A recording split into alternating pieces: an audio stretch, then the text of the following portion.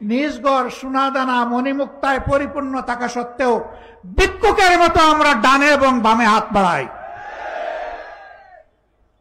ফিরে আসতে হবে নিজের ঘরে। আল্লাহ যে নিয়ামতের ভান্ডার আমাদেরকে দান করেছেন, সেই ভান্ডার বুকে নিয়ে এখন জাতিকে এগিয়ে নেওয়ার জন্য সামনে যেতে হবে ইনশাআল্লাহ। ভাই ও বন্ধুগণ, অনেকে বলেছেন, আমার ভাই খলিলুর রহমান সাহেব বলেছেন যে উনি নির্দলীয় এবং উনার কোনো প্রতীক নাই। আমি দায়িত্বহীন কণ্ঠে বলছি, সমস্ত মুসলমানদের প্রতীক হচ্ছে আল কোরআন। আমরা পরিচয়বিহীন নই। এই কোরআন আমাদের পরিচয়কে আসমানের নিচে এবং জমিনের উপরে সাবিত করে দিয়েছে। অতএব আমাদের প্রতীক হচ্ছে আল কোরআন। এই কোরআন নিয়ে বাঁচতে চাই, এই কোরআনের সাথে চলতে চাই, এই কোরআন বুকে নিয়ে দুনিয়া থেকে বিদায় নিতে চাই, এই কোরআন বুকে নিয়ে কিয়ামত তাহাবুনি আল্লাহ রাব্বুল আলামিনের সামনে দাঁড়াতে চাই। কোরআনকে বাদ দিয়ে যা আসবে সামনে, মুসলমান হিসাবে আমার এবং আমাদের পক্ষে কবুল করা সম্ভব নয়। যদি আমরা এর বাইরে গিয়ে কোনো কিছুকে গ্রহণ করি, সুস্পষ্টভাবে আল্লাহ তাআলার বিরুদ্ধে অবস্থান নেওয়ার শামিল হবে। এ দুঃসাহস কার? আমরা যখন মসজিদে যাই, এই ধরনের দ্বীনি মাহফিলে যখন আসি, চতুর্দিকে একটা শান্তির পরিবেশ বিরাজ করে, কিন্তু এই মানুষগুলা যখন মসজিদ থেকে মাহফিল থেকে বের হয়, রাস্তায় শান্তি নেই, পরিবারে শান্তি নেই, ব্যবসায় শান্তি নেই, চাকরিতে শান্তি নেই, সমাজে শান্তি নেই, বিশ্বে শান্তি নেই। এই শান্তি নেই কেন? কেন নেই তাও আল্লাহ তাআলা স্পষ্ট করেছেন। আফা তুমিনুনা বিবাদিল কিতাবি ওয়া তাকফুরুনা বিবাদ। আমি যে কিতাব আল কোরআন তোমাদেরকে দান করেছি, তোমরা কি তার অংশ বিশেষ কবুল করে নিয়েছো, ঈমান এনেছো, আর তোমরা তার অংশ বাদ দিয়ে দিয়েছো, যা তোমাদের ভালো লাগে না।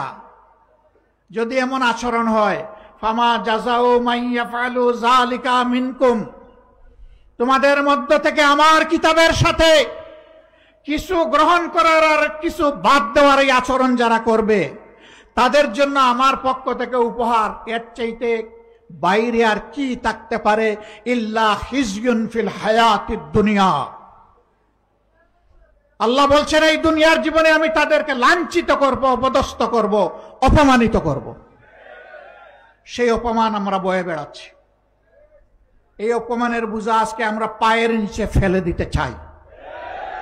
এ বোঝা আর আমরা বহন করব না, এ বোঝা বহন করতে চাই না, বরঞ্চ আল্লাহর নিয়ামত বুকে নিয়ে আমরা চলতে চাই।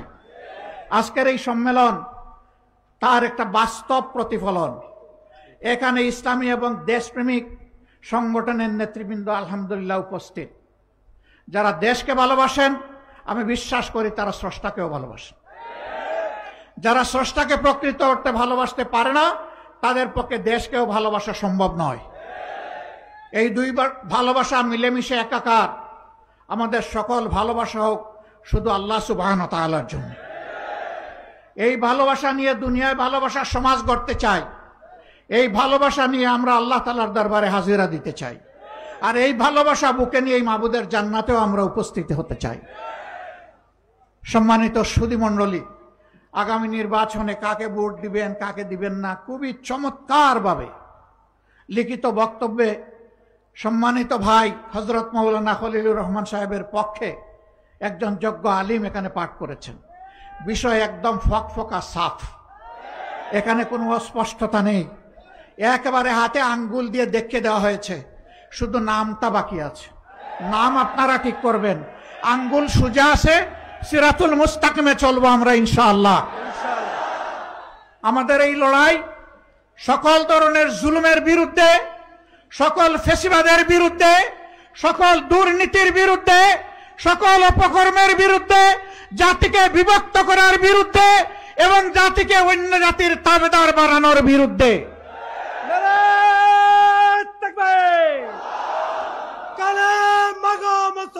মুসলমান কারো লাল চোখ পরোয়া করবে না ইনশাআল্লাহ। আমরা পরোয়া করব শুধু পরওয়ারদিগারকে। আল্লাহ তাআলা সেই তৌফিকটুকু আমাদেরকে দান করুন। আগামী নির্বাচনের মধ্য দিয়ে নতুন বাংলাদেশের নতুন ইতিহাস রচিত হবে ইনশাআল্লাহ। একটা আহ্বান আপনাদের প্রতি, আমার ভাই বিএনপির সম্মানিত নেতা বলেছেন বাংলাদেশের স্বাধীনতার পর কোনো নির্বাচন সুষ্ঠু হয়নি। একটা সুষ্ঠু নির্বাচনের পিপাসা নিয়ে জাতি এখন অপেক্ষা করছে।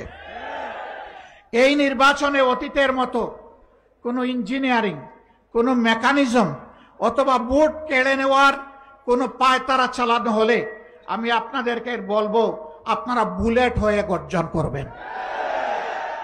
ওই দুষ্ট হাত আপনারা অবশ করে দেবেন। শুধু ভোট দিবেন না, ভোটের পাহারাদারিও করবেন।